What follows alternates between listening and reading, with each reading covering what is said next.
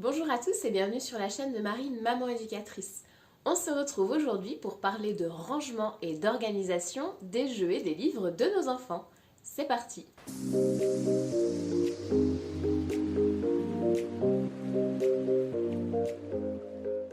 Mon envie et mon besoin de ranger et de catégoriser un peu les jeux et les livres de la maison sont venus de plusieurs constats. Le premier, qu'on avait énormément de choses, énormément de jeux, énormément de livres. Et finalement, les enfants en avaient tellement qu'ils ne jouaient plus vraiment avec. Pareil pour nous adultes, il y a des choses finalement qu'on n'utilisait plus ou qu'on ne voyait plus parce qu'ils étaient là tout le temps. L'idée, c'était donc de trouver une méthode d'organisation et de rangement qui me permette de renouveler les jeux régulièrement sans avoir non plus à y passer des heures et des heures par jour et par semaine. Le but, c'était vraiment que ce soit quelque chose de simple d'utilisation. Je suis donc partie sur un premier rangement global que j'utilise depuis maintenant 1 an autour des saisons. Pour ce rangement par saison, j'utilise des grandes caisses. Voilà, des grandes caisses en plastique comme ça, qui sont sur roulette. Moi, c'est simplement pour que ce soit plus facile à ranger dans mon sous-sol et qui ferment. Voilà, et donc dans ces caisses-là, je vais ranger les 3 saisons qui ne sont pas en train de se dérouler. Alors, on est au mois d'avril, au moment où je vous filme cette vidéo, et pour être honnête, depuis la fin de l'hiver, je garde toutes les affaires d'hiver proches de moi à dispo en me disant dès que j'ai un moment, il faut que je filme cette vidéo. Voilà, il est grand temps, donc je vous emmène avec moi ranger les affaires d'hiver. Alors dans ces affaires d'hiver, qu'est-ce qu'il y a ? Il y a en fait énormément de choses. Tout ce qui peut se regrouper sur la thématique de la saison de l'hiver est groupé ensemble. Donc là, si je prends par exemple ce que j'ai à disposition, on va avoir des gommettes. Alors ici, on a des petits flocons. Là, on va avoir, vous voyez, des petits personnages un peu d'hiver. On va avoir également tous nos moules à gâteaux ou bien tous nos emporte-pièces. Pareil, hein, concrètement, des biscuits serres, on n'en fait qu'en hiver. Donc ce sont des choses qui peuvent être rangées. Ça va également être le cas pour des décorations. Alors on pense souvent aux décorations de Noël, mais finalement toutes les décorations que l'on met en hiver rentrent dans cette catégorie. Il va également y avoir les jeux, alors notamment les puzzles. On en parlera sur l'installation de la saison suivante. Voilà. Nos enfants aiment les puzzles, donc on en a vraiment sur plein de thèmes différents. Mais on va également trouver des contenus un peu classiques de nos bacs sensoriels. Voilà, là on a une fausse neige par exemple, qu'on n'utilisera strictement pas au printemps, ni à l'été d'ailleurs. On va avoir des livres, voilà, alors en français, en anglais, mais sur des thématiques autour de l'hiver. Et des tampons également. Voilà le genre de choses qui tournent un peu chez nous. Donc voilà, on va mettre tout ça en caisse et ensuite je vous montre le genre de petites choses que l'on peut sortir pour le printemps. C'est parti!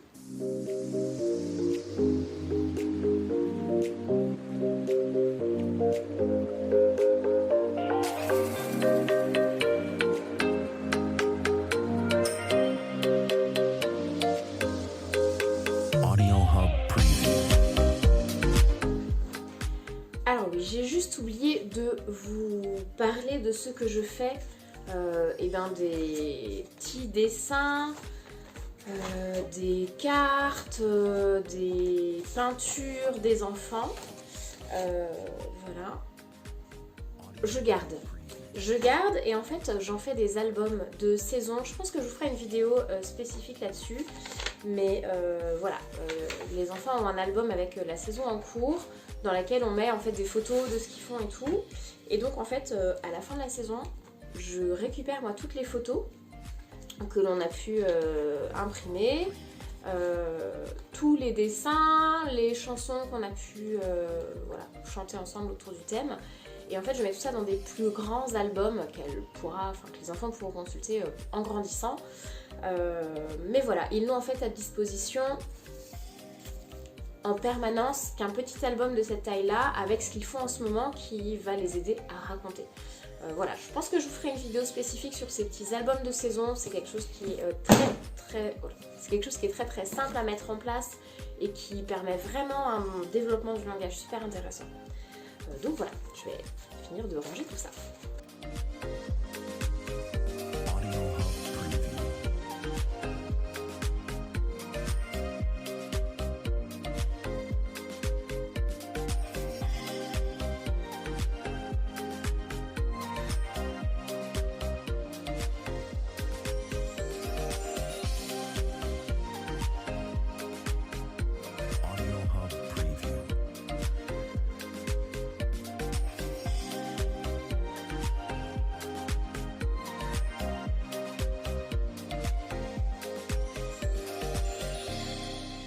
Alors, quelques idées de ce que nous mettons dans la maison au moment du printemps.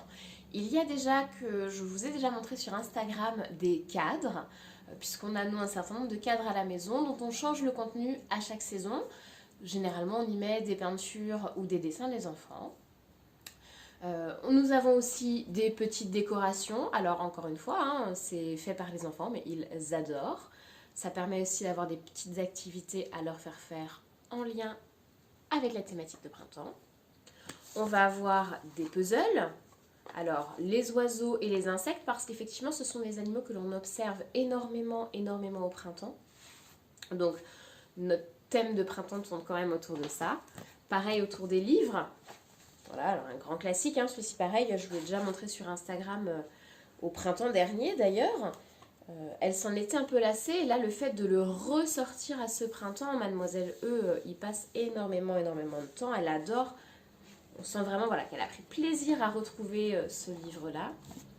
Ou voilà, des petits livres de poésie, de comptines. On va également avoir des coloriages aussi. J'essaye de changer les livres de coloriage en fonction des saisons. Donc de mémoire, celui-ci j'avais dû l'avoir à Emmaüs peut-être 10 centimes. Et celui-ci, je l'avais trouvé en grande surface à 4 € et des brouettes. Voilà. Celui-ci est vraiment bien, hein, même pour les adultes. Hop, une petite activité un peu sympa. Je vais également changer les animaux qu'ils ont à disposition. Donc je vous le disais, des insectes et des oiseaux. Hop, donc ici, voilà, quelques insectes qu'on observe nous en ce moment dans le jardin. Les cartes de nomenclature associées. Alors ces cartes-là, vous pouvez les retrouver sur le site marinemaman-éducatrice.com. Elles sont en téléchargement libre, donc vous avez voilà, des animaux. Et nous ici, on commence à mettre en lien avec ce qu'ils mangent. Voilà, des petits jeux à fabriquer vous-même autour du thème et de ce que vous pouvez observer avec votre enfant. On va avoir également des jeux de société. On fait un certain roulement dans les jeux. Nous, par exemple, en ce moment, on a ressorti le petit verger, puisqu'effectivement, les arbres commencent aussi à fleurir. Et donc, on va faire du lien entre les arbres qu'on a dans le jardin ou qu'on observe quand on va se balader et les différents fruits qui vont émerger. Et voilà, en tout cas, pour le plus gros de ce que l'on peut mettre au printemps. Quand je vais dans un magasin, quand on nous fait des cadeaux, toujours j'essaye de réfléchir à où est-ce que je vais le ranger. Et donc, où est-ce que je vais le ranger, y compris dans ces caisses-là? Est-ce que c'est quelque chose qui sera en permanence à la maison ou bien qui va s'intégrer au roulement? Au fil du temps, je me suis rendu compte que c'était pas forcément suffisant parce que justement, sur ces choses qui ne rentraient pas dans des catégories, on avait encore trop de choses. Ou alors qu'il y a même des éléments que l'on n'utilisait vraiment qu'à un moment donné. C'est le cas par exemple des décorations de Noël qui ont leur boîte à part puisqu'on vient vraiment les utiliser que sur un mois. Donc pour ces petits moments ou pour les thématiques supplémentaires, j'utilise voilà, ces petites boîtes. Celles-ci, c'est des boîtes à chaussures voilà, qui viennent de chez Ikea, mais avec un petit devant transparent ici, qui me permet en fait de voir ce que j'y mets. Et donc ces boîtes-là, je les utilise, je vous l'ai dit, pour les thèmes un peu plus particuliers. Donc là, par exemple, j'ai gardé à proximité la boîte de Pâques. Parce qu'à Pâques, on a des activités spécifiques que l'on fait. Là, par exemple, vous voyez, on a nos moules à chocolat. Voilà, on fait des lapins en chocolat qu'au moment de Pâques. Et si jamais on voulait en refaire, du coup, je sais facilement où ils sont rangés. On va avoir également, alors c'est dans le fond, mais voilà, je vous montrerai le lapin tout à l'heure. Il y a d'autres petites figurines à peindre. Ou alors des cahiers, de gommettes ou des coloriages. voilà, en lien avec le thème de Pâques, donc que l'on va ressortir vraiment qu'à ce moment-là. Voilà, donc j'ai des boîtes comme ça pour Noël, pour Pâques, pour la Saint-Valentin, j'en ai également fait une. Et voilà, au fur et à mesure des besoins, quand je me rends compte qu'il y a finalement plusieurs jeux, coloriages, gommettes autour d'une même thématique, je vais regrouper ces choses-là. Donc voilà, ce plus gros rangement là par saison. Mais il y a également des choses, je vous le disais, qui restent en permanence. Je me suis rendu compte que c'était des choses qui se recoupaient. Donc encore une fois, pour épurer un peu l'environnement et permettre aux enfants de recréer du plaisir, à découvrir des nouveaux jeux, qui sont en fait des jeux qu'ils ont déjà mais qu'ils n'utilisaient plus. Donc il y a quand même cet effet de nouveauté, on n'a pas besoin d'acheter du nouveau matériel. Ça a été de regrouper par thématique. Donc là, je ne les ai pas sortis, mais on a par exemple une caisse autour des aliments, une caisse avec les animaux de la ferme, une caisse avec les animaux sauvages, une autre avec les véhicules par exemple. Alors quand je dis caisse, ça reste ces boîtes-là. Voilà, parce que je ne veux pas que ça prenne non plus trop de place. À partir du moment où il n'y a plus de place dans les boîtes, c'est qu'on a trop de choses. Donc à ce moment-là, à moi de voir pour offrir, échanger, donner, vendre, mais pour créer ce roulement-là.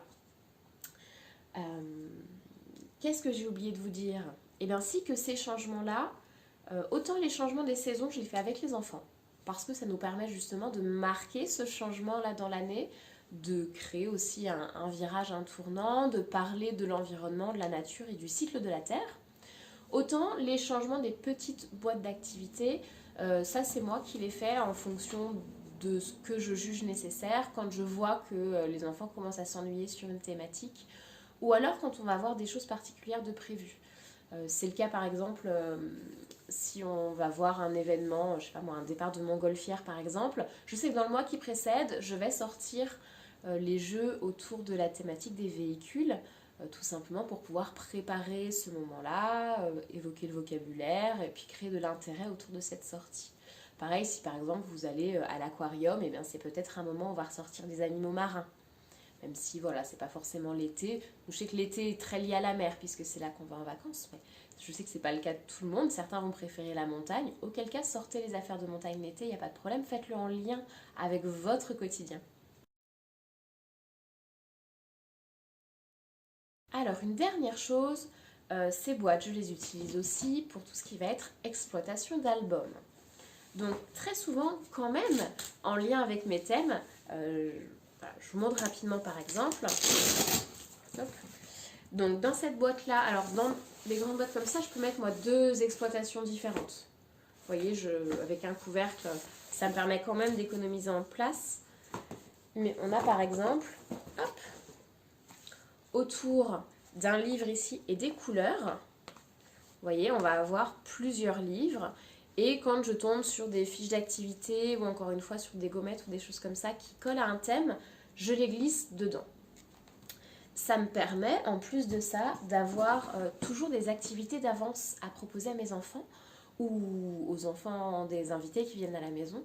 Et du coup, d'avoir toujours quelque chose à leur proposer et à faire, et en autonomie et avec moi. Ça me permet de prendre de l'avance sur la préparation de matériel parce que mine de rien, proposer régulièrement des activités à nos enfants, ça prend du temps à préparer. Voilà, entre le moment où on va chercher l'idée, ou alors on tombe dessus et c'est pas le moment, l'imprimer, la plastifier si c'est quelque chose à plastifier, réunir le matériel et tiens, ça, à quel moment je vais l'utiliser et tout.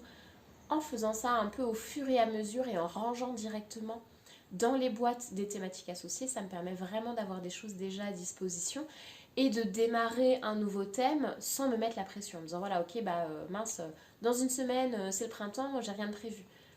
Non, c'est ok, je vais pas me mettre la pression avec ça. Déjà, le simple fait d'ouvrir une boîte et de venir récolter dans la maison tout ce qui tourne autour de l'hiver, de ranger l'hiver, de sortir le printemps, d'installer le printemps, ça permet déjà d'avoir une première activité qui peut s'étaler sur plusieurs jours. Il ne faut pas hésiter à, voilà, aujourd'hui on décore le salon, demain on décore la chambre. Et donc après, d'avoir quelques activités comme ça prêtes pour là ou les premières semaines et après recréer du matériel au fil du temps. Si vous cherchez des idées de comptines, des idées d'activités autour d'une saison, n'hésitez pas à aller voir sur le site marinemaman-éducatrice.com. Je vous y partage des idées d'activités, des idées de chansons, des textes. Voilà, vraiment à partager avec vos enfants. La plupart des supports sont en téléchargement gratuit. Vous pouvez vous aussi partager avec la communauté les supports que vous pouvez créer. Voilà, j'espère que cette petite astuce d'organisation et cette méthode de rangement par roulement vous aura plu. Si vous avez plus de questions, vous n'hésitez pas à les poser en commentaire. Si vous avez également des idées à nous partager, n'hésitez pas à le faire en commentaire de cette vidéo. Je vous dis à très bientôt sur cette chaîne ou dans la vie réelle.